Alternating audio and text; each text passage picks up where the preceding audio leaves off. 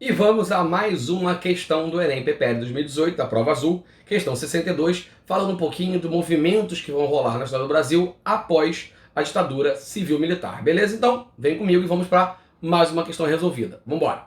Vamos então agora fazer essa questão que ela é um pouco mais conteudista, certo? Você vai matar ela menos ali por artifícios do texto, embora a imagem tá ali também para te ajudar. Lembra? É o Enem. Então olha só, eu tô ali com uma imagem, você tá vendo ali a imagem do movimento Fora Collor, impeachment, certo? E aí o que o Enem está pedindo pra gente? Vamos lá, olha só.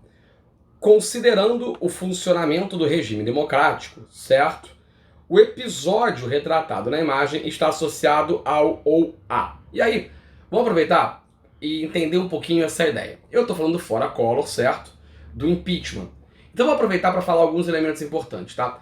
Existem algumas pegadinhas que você tem que ter quando você pensa no Collor. Porque olha só, vamos lá.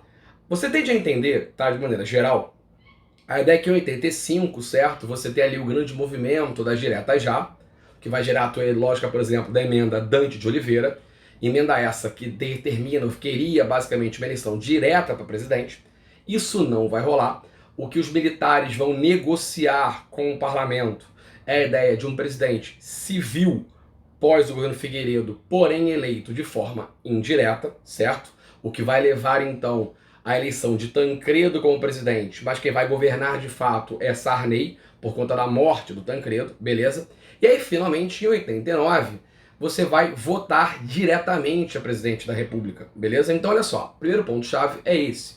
O primeiro presidente eleito por vias diretas pós-ditadura civil-militar é o Collor, Fernando Collor de Mello, certo? Que vinha por um partido desconhecido, um tal de PRN. E aí, então, quando o Collor assume o governo, outra coisa interessante com o Collor, a ideia é a seguinte: o Collor é o presidente, na verdade, que vai iniciar meio ali o processo de um neoliberalismo no Brasil, a ideia de uma privatização no Brasil. O ápice disso é o Fernando Henrique, mas você começa a pensar nisso um pouquinho em relação ao Collor. E, ao mesmo tempo, a ideia de um novo plano econômico capitaneado ali pela ministra da Economia, Zélia Cardoso de Mello, ok? Que vai simplesmente confiscar a poupança de uma galera. Então, na verdade, o governo Collor já começa meio conturbado.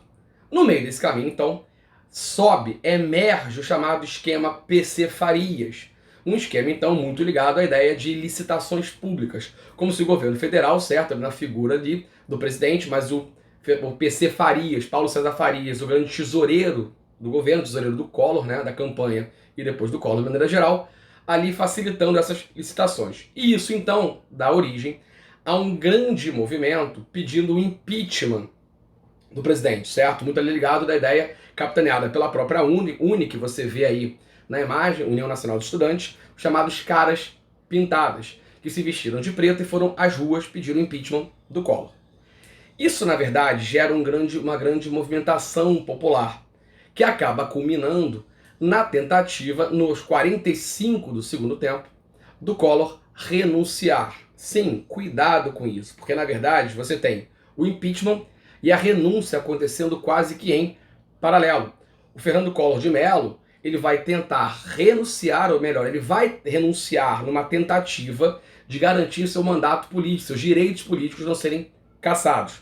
O Congresso desconsidera a ideia da renúncia do Collor e julga o impeachment, certo? E o Collor então fica inelegível por 8 anos. Bem, então olha só. Eu estou dizendo o seguinte. Eu estou dizendo que eu tenho presidente eleito diretamente, certo? Ou seja, eu estou ali numa ideia, se você parar, numa coisa muito recente, certo? Eu vim ali em 85, eu estou em 90, 92, que é quando está acontecendo a questão do impeachment do Collor, certo? O Collor assume em 90 e vai sair em 92. Mas eu estou numa questão muito recente ainda, certo? A ditadura ainda é uma coisa muito recente na historiografia brasileira e na nossa sociedade como um todo.